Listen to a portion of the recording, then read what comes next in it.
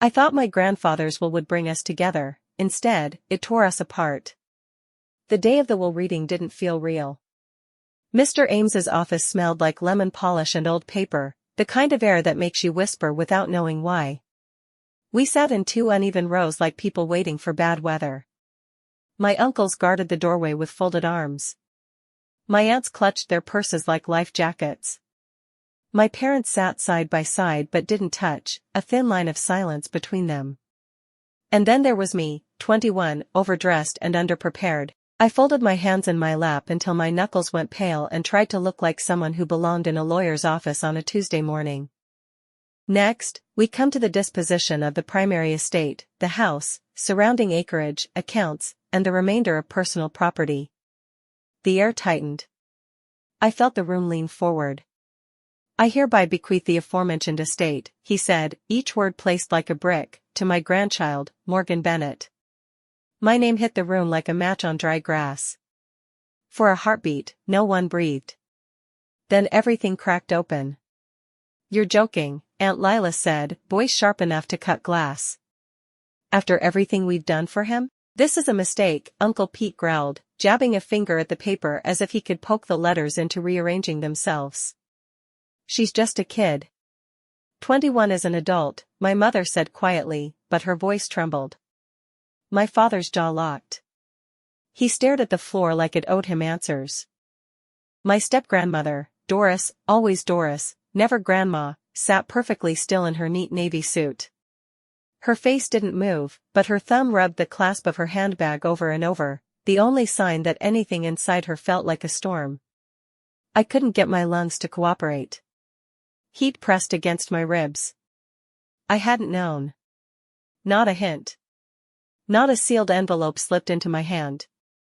I had visited, listened to stories, hauled trash to the curb, and cleaned the porch light that flickered when the weather changed. Love had looked like chores and quiet talks and card games one of us always let the other win. Love had not looked like this. Mr. Ames lifted his palms.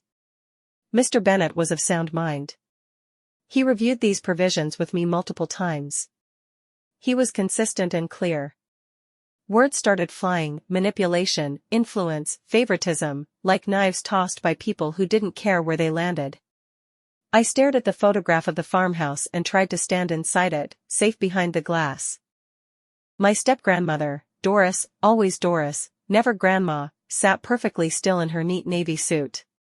Her face didn't move, but her thumb rubbed the clasp of her handbag over and over, the only sign that anything inside her felt like a storm. I couldn't get my lungs to cooperate. Heat pressed against my ribs. I hadn't known. Not a hint. Not a sealed envelope slipped into my hand.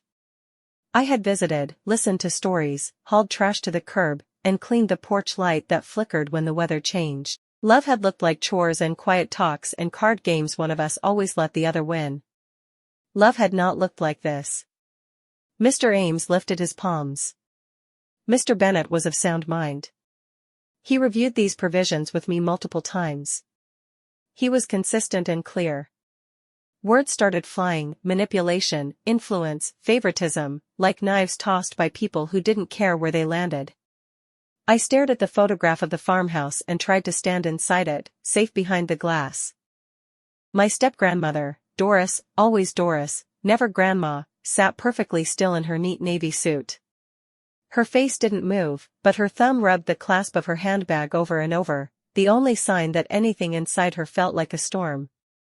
I couldn't get my lungs to cooperate. Heat pressed against my ribs. I hadn't known. Not a hint. Not a sealed envelope slipped into my hand. I had visited, listened to stories, hauled trash to the curb, and cleaned the porch light that flickered when the weather changed. Love had looked like chores and quiet talks and card games one of us always let the other win.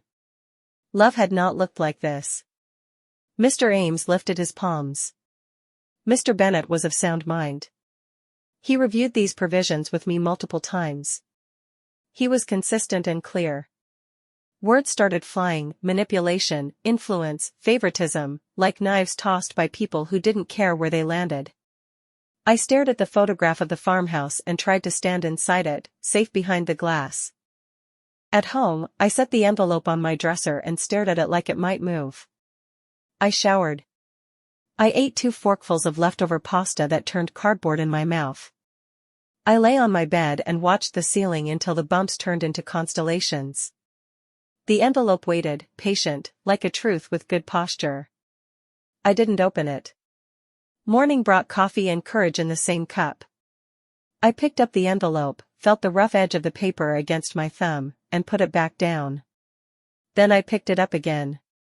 I wasn't scared of what it would say, I was scared of what it would make true. I slipped the letter into my bag and drove to the farmhouse. The porch steps complained, familiar as an old friend. The screen door kissed the frame. Inside, the place smelled like wood and dust and a memory of apples. Doris's coat wasn't on the hook. I felt both relieved and guilty for being relieved. I stood in the kitchen where my grandmother had rolled pie crusts thin enough to see sunlight. I touched the nick in the table where my grandfather had dropped a wrench and pretended it was character. I pressed my palm to the cool ceramic rooster my grandmother loved and my grandfather had tolerated, the one he called the kitchen guard. I could almost hear his voice, "Kiddo, things are tools or trouble, and sometimes they're both." In my room, the room that had been mine every summer since I could tie my own shoes, I set the envelope on the dresser again. Still heavy. Still patient, I slid my thumbnail under the flap and stopped when I felt the paper fibers give. Not yet. Back in the kitchen, I opened the back door. The sycamore filled the window like a cathedral window, limbs black against a pale sky. I remembered my grandfather teaching me to climb it, 3 points, kiddo. Always keep 3 points on the bark, 2 hands and a foot or 2 feet and a hand. Trees like balance. I wondered what he would have said about today's imbalance, about his children gathering in a lawyer's office like storm clouds and his granddaughter holding an envelope that could be thunder. I made tea and didn't drink it. I washed a clean mug. I sat, stood, sat again. Finally, I took the envelope, carried it to the table, and laid it on the wood like a map I hadn't learned to read. My phone buzzed. Aunt Lila, we'll be in touch. No hello. No love. Just the shape of a future argument. I turned the phone face down and stared at the edges of the envelope until they softened. I didn't ask for this, I told the empty kitchen. The room didn't argue. Back in the kitchen, I opened the back door. The sycamore filled the window like a cathedral window, limbs black against a pale sky. I remembered my grandfather teaching me to climb it, 3 points, kiddo. Always keep 3 points on the bark, 2 hands and a foot or 2 feet and a hand. Trees like balance. I wondered what he would have said about today's imbalance, about his children gathering in a lawyer's office like storm clouds and his granddaughter holding an envelope that could be thunder. I made tea and didn't drink it. I washed a clean mug. I sat, stood, sat again. Finally, I took the envelope, carried it to the table, and laid it on the wood like a map I hadn't learned to read. My phone buzzed. Aunt Lila, we'll be in touch. No hello. No love.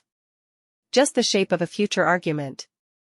I turned the phone face down and stared at the edges of the envelope until they softened. I didn't ask for this, I told the empty kitchen. The room didn't argue. On my way out, I paused on the porch and looked across the yard.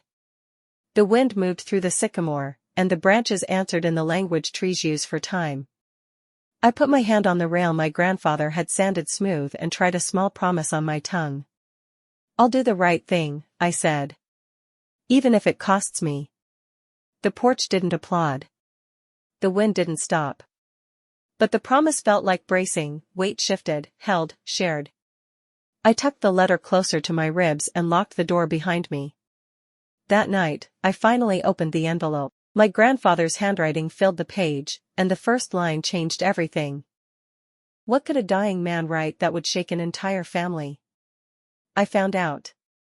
That night, I didn't open the envelope. It sat on my dresser like a shadow. I stared at it so long that the corners began to look sharp, like teeth waiting to bite. Morning brought the smell of coffee and just enough courage. I picked up the pocketknife my grandfather had given me when I turned 13. A knife is a tool, not a weapon, he'd said. Treat it like time. I slid the blade under the flap.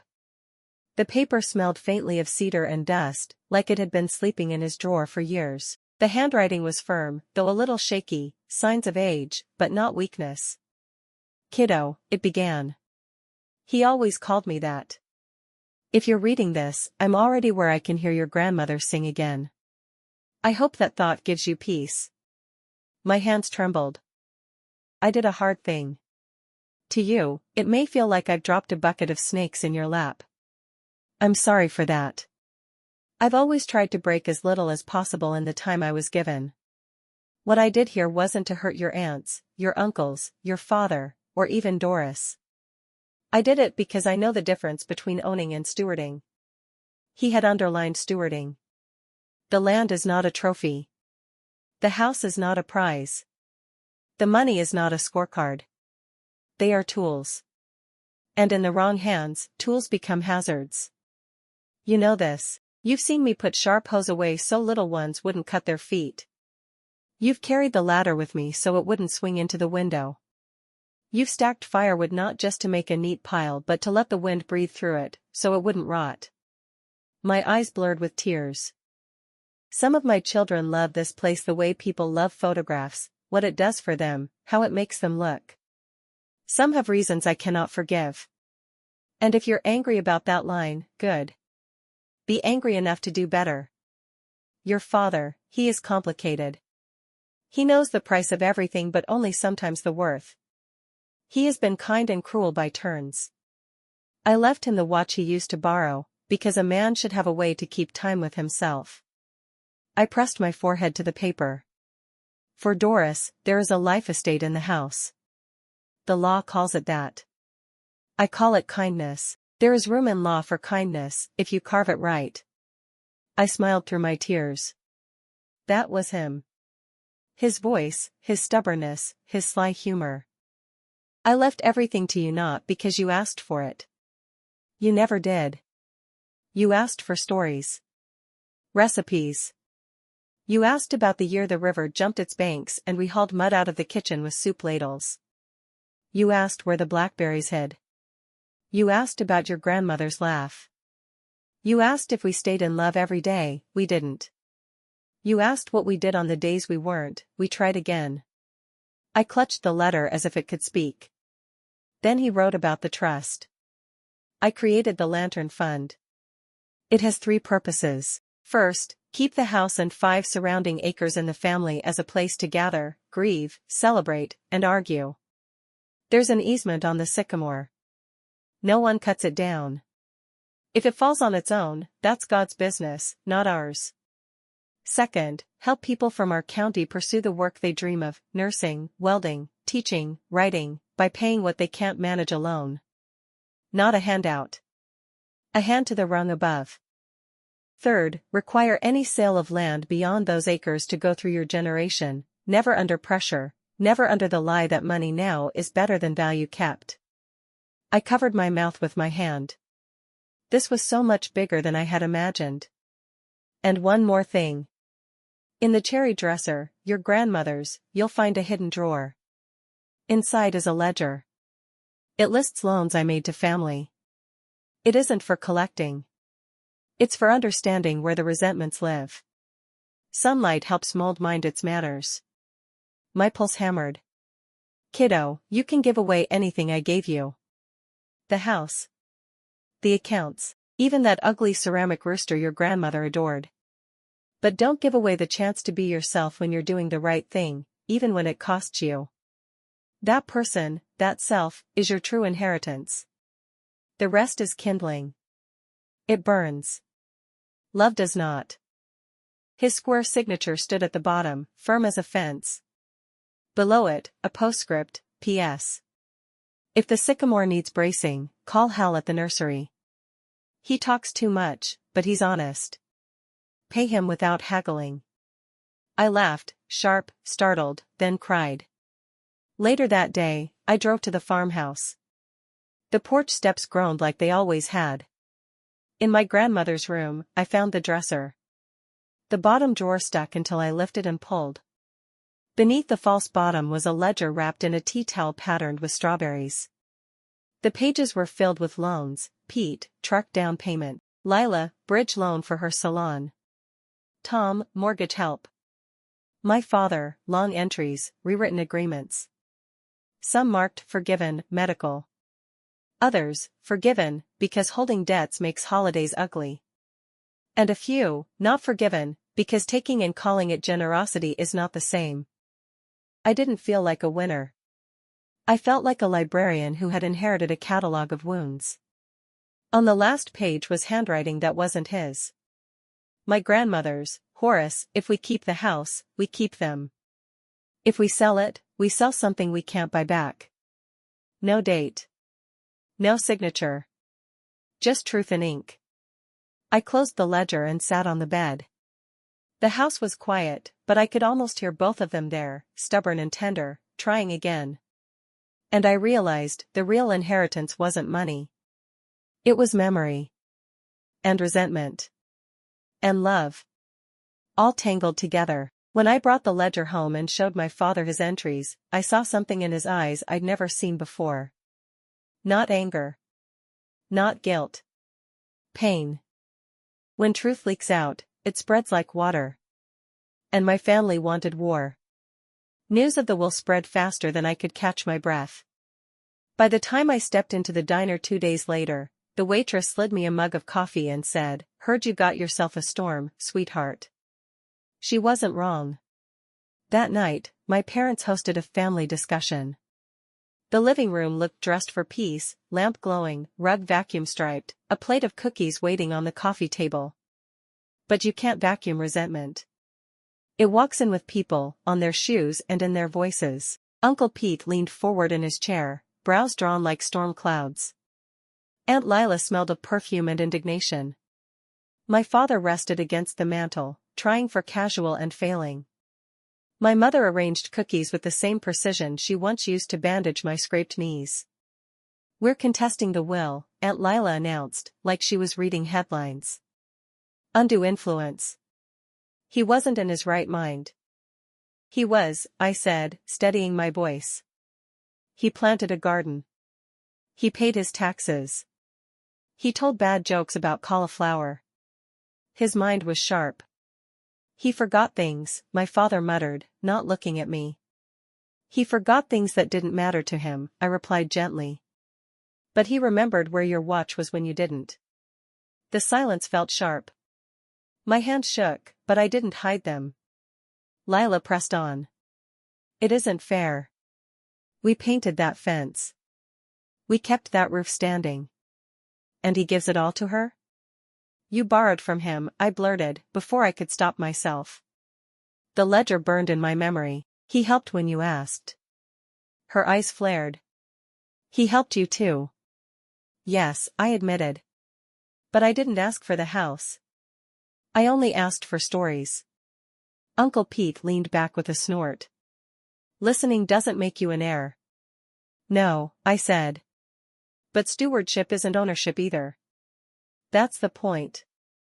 My mother finally spoke, her voice soft but firm. "We are not our best selves right now. There is grief in this room, and grief makes people greedy. But Horace chose. Now Morgan must choose how to carry that choice." The meeting dissolved with no agreement, only tight smiles and harsh whispers. I left feeling like I'd stepped into a boxing ring without gloves. That evening, I drove to the farmhouse.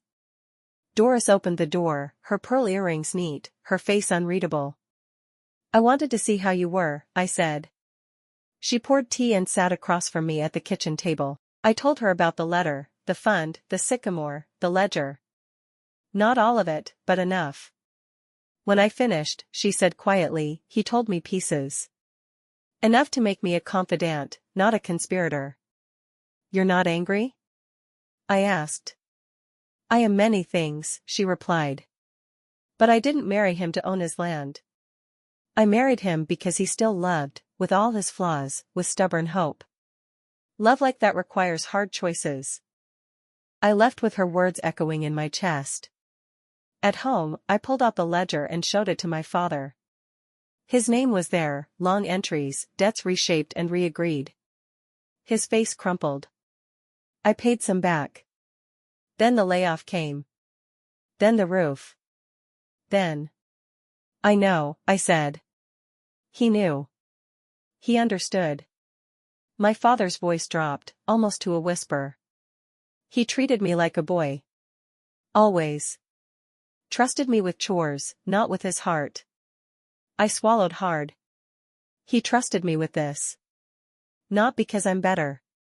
Maybe because I listened about tomatoes.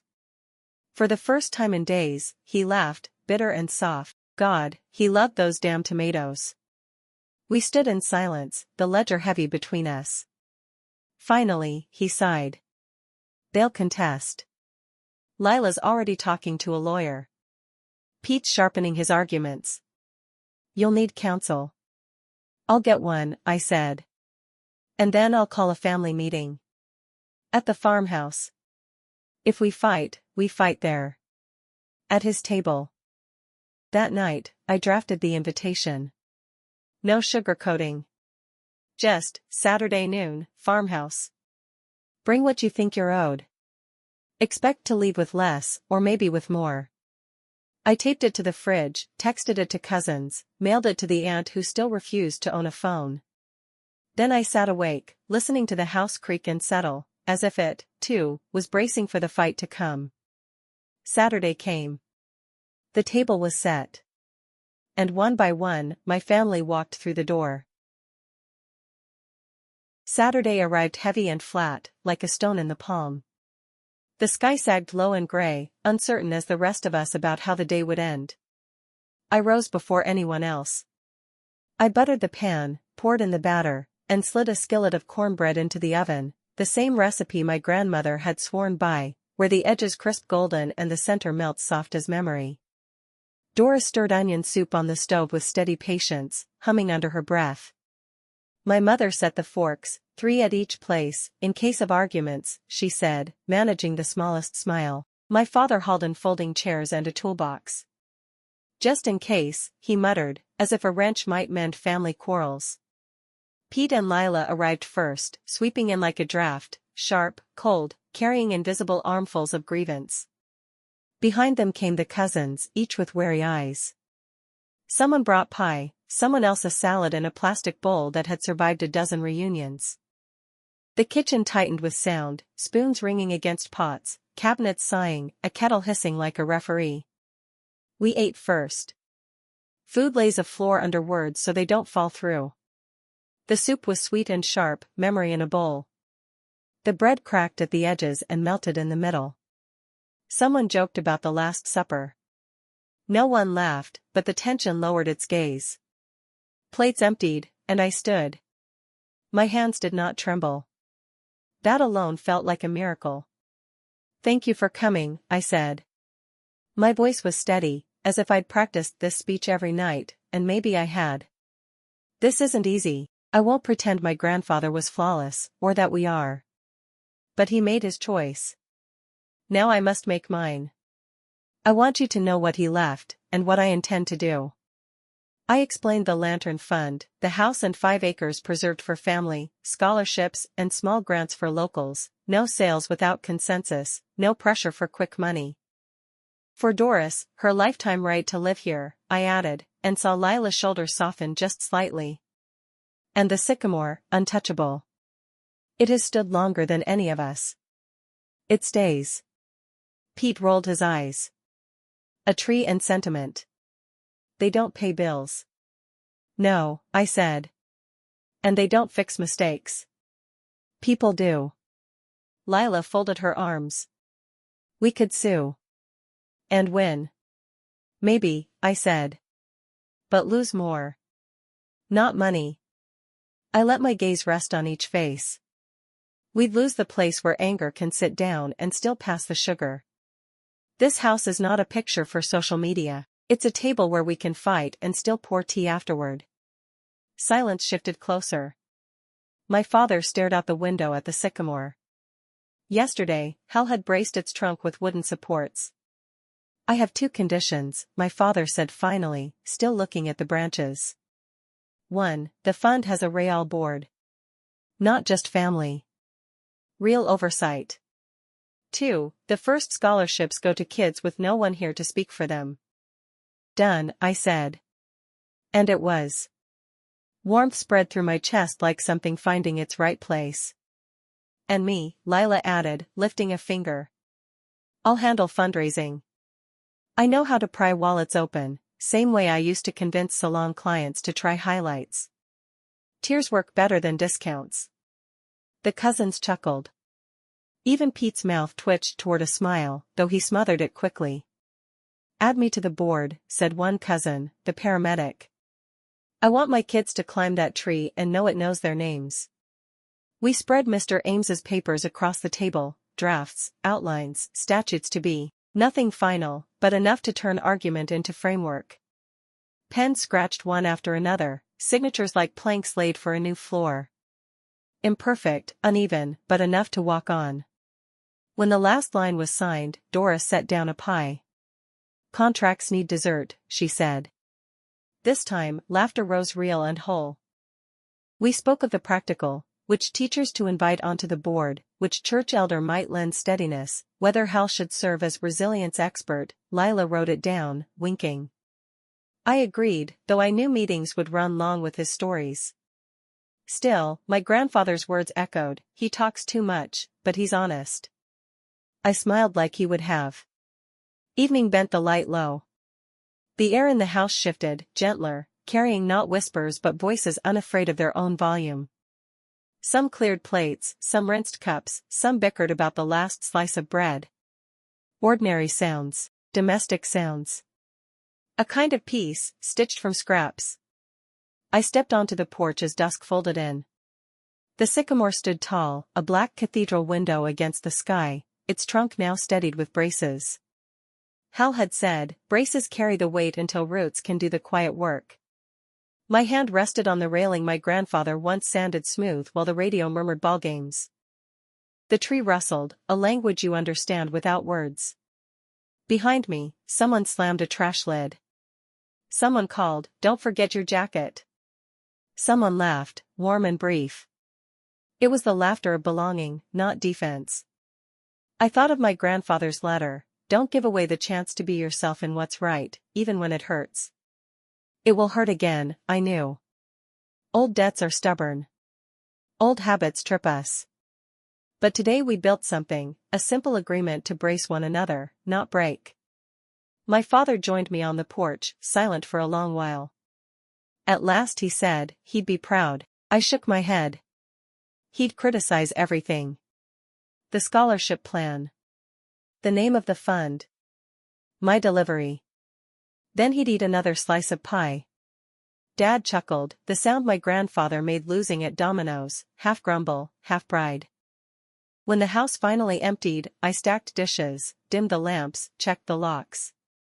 The kitchen held the lingering scent of onion and butter and cinnamon.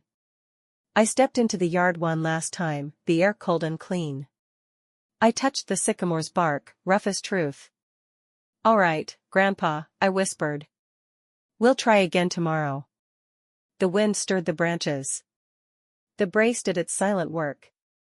And maybe that was the answer, not miracles, not sudden healing, just steady resilience shared between what can be propped and what must learn to stand alone. I breathed deep, the weight shifted inside me, balanced at last. I was not an owner. I was a steward. And maybe that, just maybe, was the true inheritance.